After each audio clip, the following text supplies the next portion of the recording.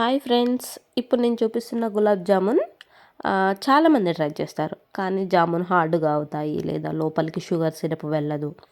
కానీ ఈ వీడియోలో నేను చెప్పే చిన్న చిన్న ట్రిక్స్ ఫాలో అయితే మీ గులాబ్ జామున్ కూడా సాఫ్ట్గా, జ్యూసీగా హోటల్ స్టైల్లో వస్తాయి. సో ప్లీజ్ స్కిప్ చేయకుండా వీడియోని లాస్ట్ వరకు చూడండి. ఇప్పుడు ఇక్కడున్న ప్యాకెట్ పౌడర్ మొత్తం ఒక బౌల్లో వేసుకొని కలుపుకుందాం. ఇక్కడ ఒక చిన్న ట్రిక్ ఏంటంటే పాలను ఒక్కసారిగా పోయకూడదు అనమాట. కొంచెం కొంచెం పోస్తూ సాఫ్ట్గా కలుపుకోవాలి డోని. మనం ఇక్కడ డోని కొంచెం గట్టిగా కాకుండా మంచి ముద్దలాగా సాఫ్ట్ కన్సిస్టెన్సీ వచ్చేలాగా ఇలా నేను చూపించే విధంగా వచ్చేలాగా కలుపుకోవాలన్నమాట.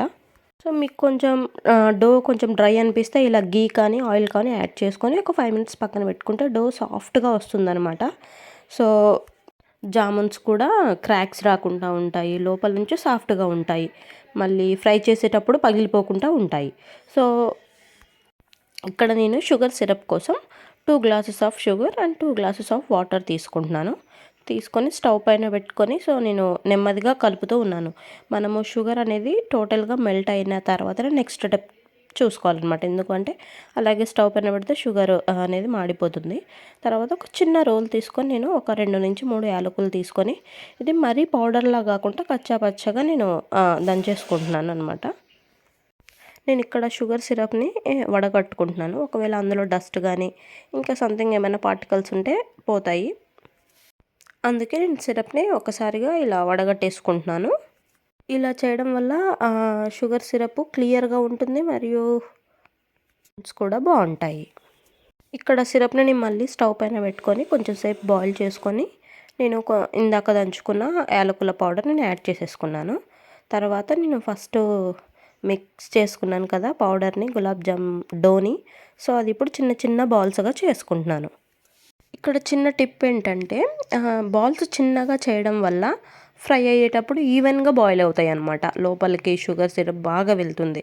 పెద్ద బాల్స్ చేస్తే క్రాక్స్ వస్తాయి, పైన బ్రౌన్ కలర్ వస్తుంది కానీ లోపల కుక్ అవ్వదు అనమాట బాల్స్కి. అందుకే చిన్నగా స్మూత్గా క్రాక్స్ లేకుండా రౌండ్గా వచ్చేలా సేమ్ వచ్చేలా చూసుకోవాలి. నెక్స్ట్ ఒక కడాయిలో నేను గీ యాడ్ చేసుకుంటున్నాను. ఎందుకు అంటే కొంచెం గీ అయితే టేస్ట్ బాగుంటుందని. ఆయిల్లో కూడా ఫ్రై చేసుకోవచ్చు, అది మీరు ఎలా కావాలంటే అలా ఫ్రై చేసుకోండి. నేనైతే గీలో ఫ్రై చేసుకుంటున్నాను. సో నేను చేసుకున్న జామున్స్ అన్ని 2 పార్టీషన్స్గా చేసి కొన్ని కొన్ని వేసుకుంటున్నాను. ఇది ఫ్లేమ్ అస్సలు ఎక్కువ ఉండొద్దండి. సో మీడియం ఫ్లేమ్లోనే చేయాలి. సో అన్ని బాల్స్ ఒకే కలర్లో వచ్చేలా చూసుకోండి. సో బ్రౌన్ కలర్ వచ్చేటట్టు చూసుకోవాలి. ఇవన్నీ మనం షుగర్ సిరప్లో యాడ్ చేసుకుంటాం కదా. సో యాడ్ చేసుకున్న తర్వాత అట్లీస్ట్ 2 to 3 అవర్స్ మనకు సిరప్లో సోక్ అవ్వాలన్నమాట. సో వీలుంటే ఫ్రిడ్జ్లో పెట్టుకుని కూడా తినొచ్చు. సోక్ అవుతేనే చాలా బాగుంటాయి అన్నమాట ఇవి టేస్ట్. ఇవి ఫ్రై చేసేటప్పుడు కొంచెం పేషెన్స్ ఎక్కువగా ఉండాలన్నమాట.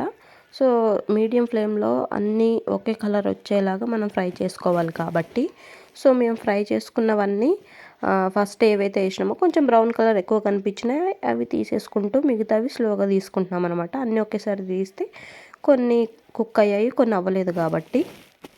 గైస్, మన ఛానల్లో ఎల్ఐసి రిలేటెడ్ కంటెంట్ కూడా స్ట్రీమ్ అవుతూ ఉంటుంది. మీకు ఎనీ ఎల్ఐసి రిలేటెడ్ డౌట్స్ ఉంటే please comment in the comment section.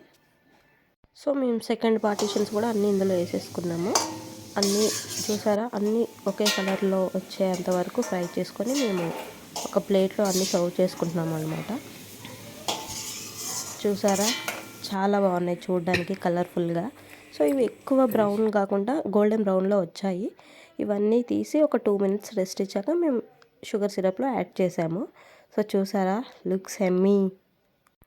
ఇలాంటి మరెన్నో వీడియోస్ కోసం ప్లీజ్ సబ్స్క్రైబ్.